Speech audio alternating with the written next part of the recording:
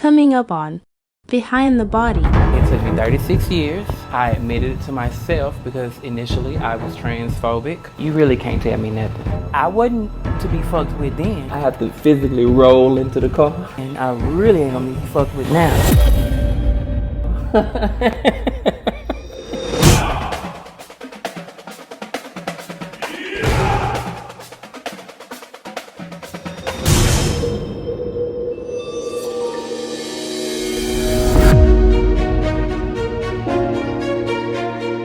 Hey guys, it's Antonia, aka Tony Blanco. When I was on Catfish, it was a lot harder because the cameras were always rolling and I had to maintain that masculinity because I wanted to have that image for the public up until age 36, which was last year. It took me 36 years. I admitted it to myself because initially I was transphobic, not because I was afraid of trans people, but because of what it meant to me on the inside. I was afraid of people knowing my true self, but now I am one with myself, and I know it's other people like me out there that just need somebody to tell them it's okay, you're not by yourself.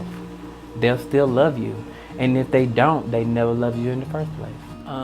So since beginning my transition, the only things I've really done was I did things to soften my face. I got some cheek enhancements, I got some lip enhancements, a little bit of Botox. Then my next step was, of course, my feminine curves. I've gotten the Lipo 360 or the Flexsculpt 360 and the double BBL.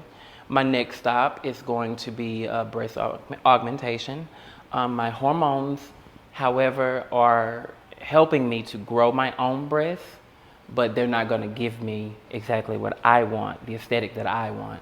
So I'm going to give it a little bit more time just to grow a little bit more flesh, and we'll be back here. Me having to put on hip pads and all that other stuff, I was never whole. Trans or not trans, if I could not just go outside with clothes on and not have to put on any fake shit, I wasn't being myself. And now I'm like, I'm so happy with what I see in the mirror, and I can stand before myself and not feel like I need to do any of those things. Even my scar, like, of course he couldn't do much with this, but even this scar is no longer depressed. Like, I'm so happy with my results, and I never thought that I'd see this day, to be honest. I am so open and transparent with my journey because I know so many trans people, and I also know people who are trans who were never able to come out as trans because they were afraid of what other people would say.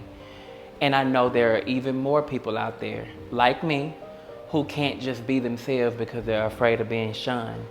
I want to be that voice for those people. I don't mind people talking about me or being negative towards me because it's bigger than me. I always felt like a girl, but I never really considered myself as trans. I never would have transitioned.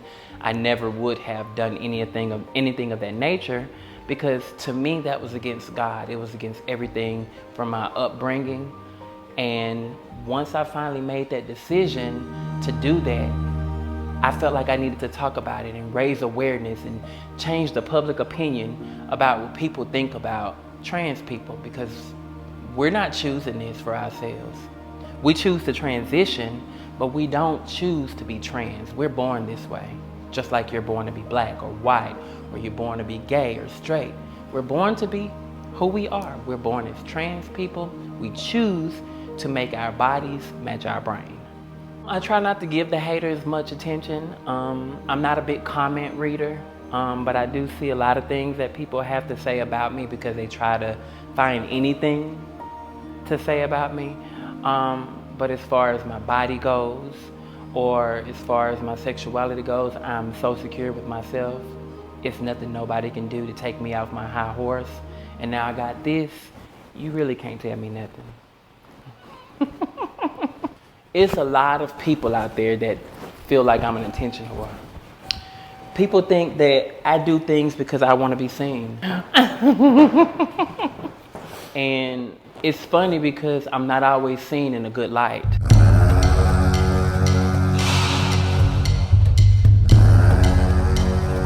And I don't understand why they think that I would want to be teased or want to be tormented, want to be shunned or want to be hated.